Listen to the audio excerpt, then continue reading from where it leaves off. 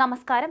Indian cricket താരം വിരാട് കോഹ്ലിയുടെ ഉടമസ്ഥതയിൽ പ്രവർത്തിക്കുന്ന ബംഗളൂരുവിലെ പബ്ബിനെതിരെ കേസെടുത്ത് പോലീസ്.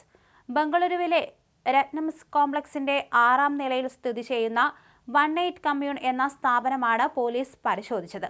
പബ്ബിൽ സിഗരറ്റ് ഉൾപ്പെടെയുള്ള പുകയില ഉൽപ്പന്നങ്ങൾ ഉപയോഗിക്കുന്നതിന് പ്രത്യേക സ്ഥലമില്ലെന്ന പരാതി ലഭിച്ചിരുന്നു. ഇതേ തുടർന്ന് പോലീസ് സ്ഥലത്തെത്തി പരിശോധന നടത്തുകയും സ്ഥാപനത്തിനെതിരെ സ്വമേധയാ കേസെടുക്കുകയും ചെയ്തു. സബ് ഇൻസ്പെക്ടർ അശ്വിനിയുടെ നേതൃത്വത്തിലുള്ള പോലീസ് സംഘമാണ് മിന്നൽ പരിശോധന നടത്തിയത്. പുക വലിക്കുന്നതിനായി പ്രത്യേക സംവിധാനങ്ങളോ മുറിയോ ഒരുക്കിയില്ലെന്ന പരാതിയിലാണ് പബ് മാനേജർക്കെതിരെ പോലീസ് കേസെടുത്തത്. ബംഗളൂരുവിലെ ചിന്നസ്വാമി സ്റ്റേഡിയത്തിനടുത്താണ് പബ്. ഇക്കാര്യം ചൂണ്ടിക്കാണിച്ച് നേരത്തെ തന്നെ കബ്ബൺ റോഡ് പോലീസ് പബ് അധികൃതർക്ക് നോട്ടീസ് നൽകിയിരുന്നു. തുടർന്നും പുകവലിക്കാനുള്ള സംവിധാനം ഒരുക്കാതിരുന്നതിനെ തുടർന്നാണ് കേസെടുത്തത്. സുരക്ഷാ ചട്ടങ്ങൾ പാലിക്കുന്നുണ്ടോ എന്നും ഉറപ്പാക്കാൻ വേണ്ടിയായിരുന്നു പരിശോധന.